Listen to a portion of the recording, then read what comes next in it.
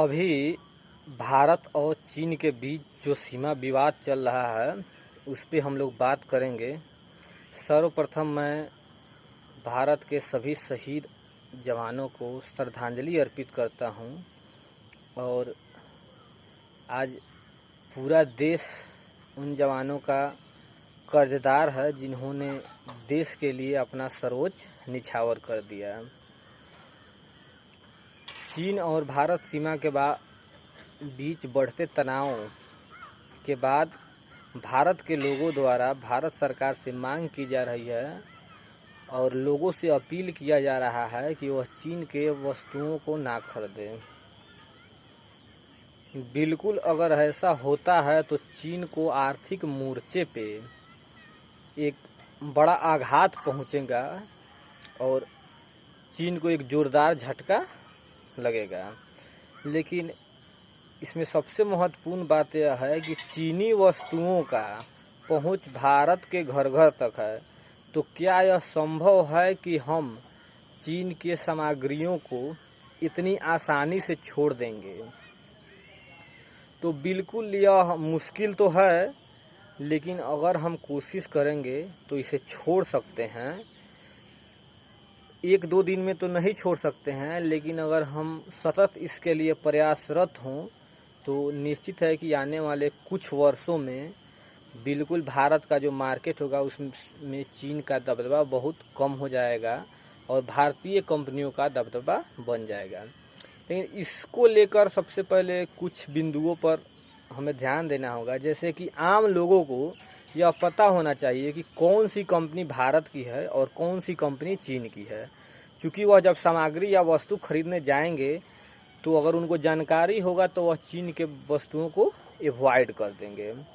दूसरा कि केवल एक या दो व्यक्ति के चाहने से ऐसा नहीं होगा, पूरे भारत के लोगों को इसको लेकर एक मंच पे एक साथ आना होगा और बहिष्कार शुरू करना होगा। इसको लेकर सरकार को भी अपने स्तर पे जो भी प्रक्रियाएं हैं, जो भी कार्रवाई है करनी होगी। जैसे कि उनको धीरे धीरे जो वो चीन से सामग्रियों का आयात करते हैं उनको कम करना होगा, ताकि वह मार्केट तक पहुँचे ही ना। जब मार्केट तक नहीं पहुँचेगा तो निश्चित है कि वह आपको दुकानदार उसको बेच नहीं पाएगा और लोग उसे खरीद नहीं पाएंगे। तो सबसे पहले तो हमें यह देखना है कि सरकार उसका आयात धीरे धीरे कम कर दे और सरकार जो हमारे नए उद्यमी हैं उनको सस्ता लोन दे और हमारी कंपनियों को एस्टेब्लिश होने के लिए कुछ छूट दे जो सरकार के स्तर से संभव हो, ताकि हमारी जो कंपनियां हैं, जो हमारी देसी कंपनियां हैं, वह जो आवश्यक वस्तु है जो आज जिस पर चीन का आधिपत्य है उसका वह उत्पादन कर सके और उत्पादन ज़्यादा से ज़्यादा कर सके। तो क्योंकि अगर ज़्यादा उत्पादन होगा तो हम उसका निर्यात भी कर सकते हैं और हम एक बड़े निर्यातक के रूप में उभर सकते हैं। जैसे कि हाल ही के दिनों में अभी भारत दूसरा बड़ा मोबाइल निर्यातक देश बना है। लगभग 4 करोड़ से ऊपर मोबाइल हम लोगों ने निर्यात किया है देश से बाहर। और साथ ही साथ आपको यह ध्यान देना होगा कि एक चाइना का बड़ा अच्छा पॉलिसी है।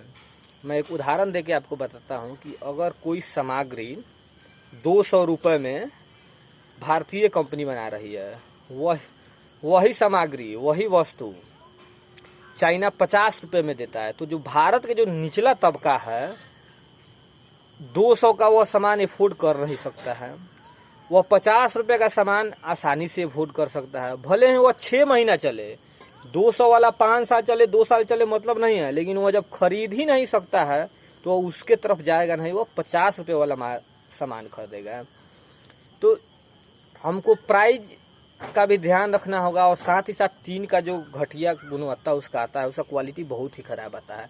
इस पर भी अगर भारतीय कंपनी जोड़ दे, सस्ता और साथ साथ अगर क्वालिटी अच्छा हो, तो निश्चित है कि आने वाले कुछ वर्षों में चीन भारत के बाज़ार से उखड़ जाएगा, चीन का पैर भारत के बाज़ार से उखड़ जाएगा। अभी बहुत सारे जगह विरोध प्रदर्शन हो रहे हैं। मैं देख रहा हूँ कि लोग अपने घरों में जो सामग्री है उसको भी लाकर तोड़ फोड़ कर रहे हैं, तोड़ दे रहे हैं। तो मैं आपको बता दूं कि आपने जो सामग्री खरीद ली है वह चीन को फ़ायदा हो गया है, तो आप उसका उपयोग करें। कोशिश करें कि आगे भविष्य में ऐसी कोई भी माने आप खरीदारी ना करें चीनी वस्तुओं का जिससे चीन को फ़ायदा हो। साथ ही साथ इस मुश्किल घड़ी में हम सबों को एकजुटता का परिचय देते हुए हमारे देश के प्रधानमंत्री नरेंद्र मोदी जी का साथ देना चाहिए। देश हित में अगर सरकार जो भी फैसला लेती है उसके साथ हमको खड़ा होना चाहिए। धन्यवाद।